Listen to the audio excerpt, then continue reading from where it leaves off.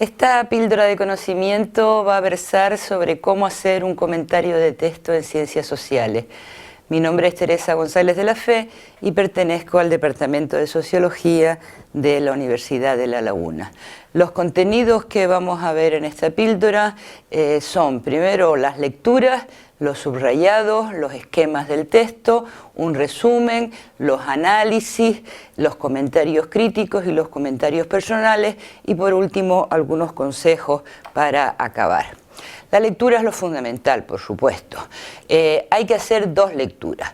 Una primera lectura rápida, sin hacer subrayados, para conocer qué dice el texto.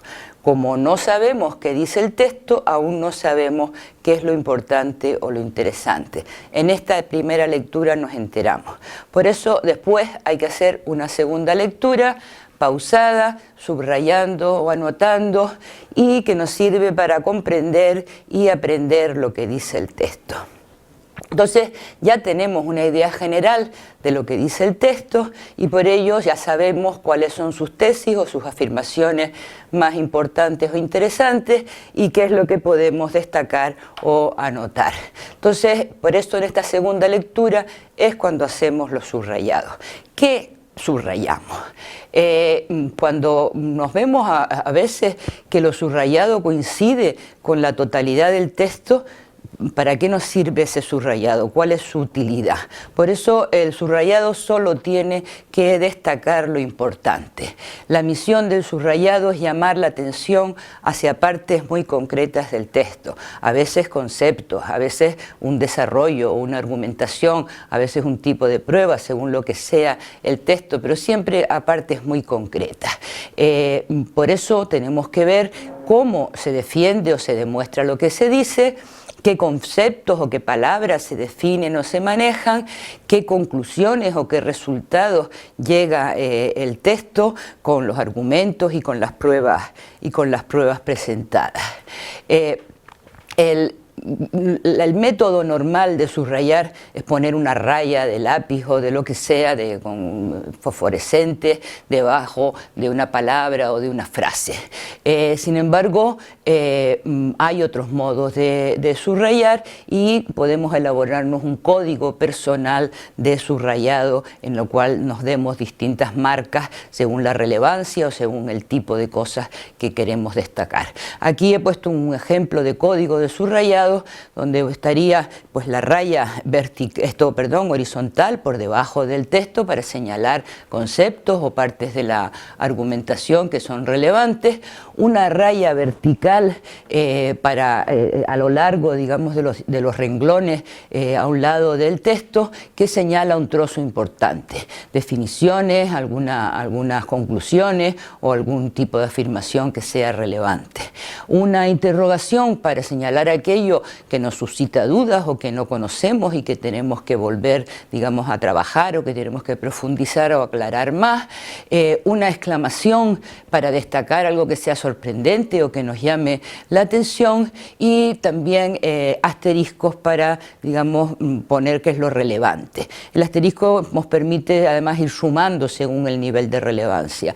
2 asteriscos más importantes o más relevantes, 3 asteriscos, etc. Pero estos códigos lo importante es que nos sirvan a cada uno para aquello que queremos destacar. Esto es simplemente un ejemplo de lo que se puede usar. Una vez que tenemos nuestro texto leído y nuestro texto subrayado, es el momento de hacer un esquema. Un esquema es siempre un esqueleto, una representación de la estructura.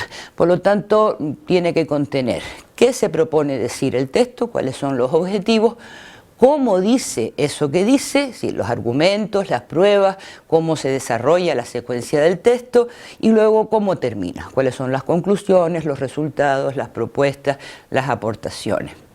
Claro, según el tipo de texto que estemos comentando, si es un texto pequeño, si es un texto grande, si es un libro, lo que sea, y la complejidad de su tema, el esquema puede variar. Pero lo importante de cualquier esquema es que sea completo, es decir, que recoja todo lo relevante dicho en el texto. Veo que no se ve muy bien, pero aquí he intentado poner algunos ejemplos gráficos de qué son algunos esquemas posibles para organizar conceptos, para organizar argumentos, etc. El típico esquema de llaves que se van abriendo suele ser muy útil para los textos discursivos. Otras veces lo que nos interesa es destacar conceptos o relaciones entre conceptos, y tenemos ahí, digamos, muchas formas posibles para organizar el contenido del tema. Pero el esquema, su misión es guiarnos en el resumen. Realmente en el comentario de texto, lo que empieza el comentario de texto con un resumen. Por eso el esquema lo que nos sirve es para ir rellenando ese resumen, que consiste fundamentalmente en poner el esquema en palabras. Entonces, en el resumen tiene que estar el punto de partida, o sea, de dónde parte el artículo, el libro, el capítulo, lo que sea, y el punto de llegada, y dando alguna información adicional sobre la naturaleza del texto, si es teórico, si es empírico, si es descriptivo, de qué tipo de texto es, si es un capítulo, si es un libro, si es un artículo científico, un artículo periodístico, etc. Y a veces pues, sobre el autor o la relevancia del texto. Lo ideal es que nunca pase de 10 líneas, a lo sumo 15. Mientras más sucinto sea un resumen, mejor resumen es, mejor recoge todo lo que tiene el texto. Una vez que hemos hecho el resumen, empezamos el análisis del texto. De nuevo, aquí el esquema nos va a servir de mucha utilidad, porque lo que nos va lo que vamos a tratar de hacer en el análisis es en ir poniendo por escrito las distintas partes en que se descompone el desarrollo de la narración del texto, la argumentación, las demostraciones, las pruebas, etc. Entonces, dependiendo de qué extensión tengamos o qué extensión consideremos prudente darle al comentario, en el análisis pormenorizamos más o menos lo enunciado en el resumen. ¿Cuál es el objetivo perseguido y el punto de partida? Lo pormenorizamos. Cómo se sigue la argumentación, cómo se demuestra y cómo se sostiene y se prueba aquello que se quiere, que se dice en el texto, y cuál es el punto de llegada, cuáles son los resultados y las conclusiones a las que llega. Y por último, un análisis de sus aportaciones, de qué es lo que aporta el texto pues, al tema en discusión, a la literatura sobre el tema, si hay alguna novedad, etc. Entonces, a partir del análisis, el siguiente paso son los comentarios críticos. Aquí ya hacemos una evaluación del texto, ya no estamos analizando, sino estamos valorando.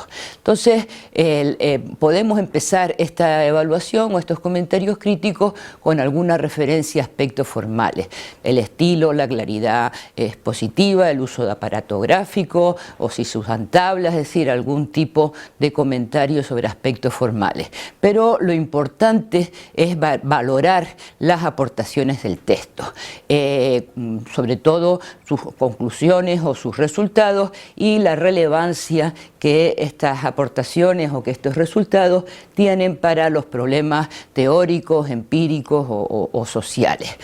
Hay una regla de oro que al mismo tiempo es básica. Mientras más sepamos sobre aquello de lo que trata el texto, más referencias podemos hacer y tendremos, digamos, más criterios para valorar y para evaluar ese texto que hemos leído. Por lo tanto, toda la literatura adicional que manejemos lo que hace es enriquecer nuestra capacidad de hacer comentarios críticos, porque podemos comparar con lo que se ha dicho en otros textos, con lo que dicen otros autores, o digamos tendremos una serie de criterios para evaluar y comparar el texto que hemos leído. Una vez que tengamos hecho nuestros comentarios críticos, empieza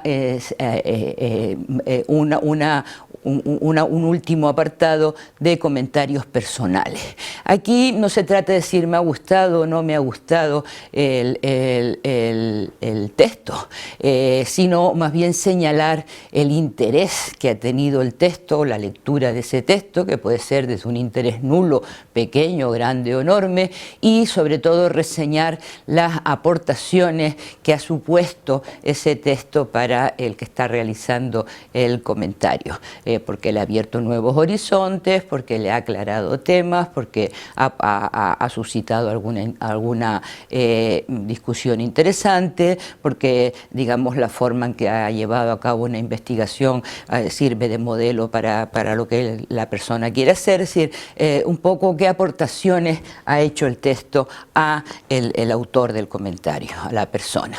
Entonces, bueno, esto es todo, un resumen donde insisto que lo básico es la primera lectura para saber lo que se dice, la segunda lectura para subrayar lo importante, el esquema del contenido y ya basando en ese esquema, por supuesto hacemos el resumen del texto, pero fundamentalmente el análisis del contenido del texto y la evaluación del contenido del texto. Para acabar, decirles que esta receta sobre cómo hacer un comentario de texto la podemos aplicar a comentarios de texto para ejercicios de asignaturas, ¿no? Sociología, en antropología, en geografía, en historia, en un montón de asignaturas de diversas titulaciones. También para realizar reseñas de libros o de artículos que queramos publicar en algún tipo de publicación. Y esto también es importante, a los apartados que están dedicados a la revisión de fuentes en la elaboración de artículos académicos o en la elaboración de tesis, sean de grado, de máster o doctorales, o en la elaboración de informes. El esquema siempre es el mismo, tratemos de la literatura que tratemos. Y por último, esta píldora se basa en mi experiencia docente, por eso no doy referencias bibliográficas que de todas maneras pueden encontrarse fácilmente en internet. Pues muchas gracias y espero que esta píldora sea de provecho.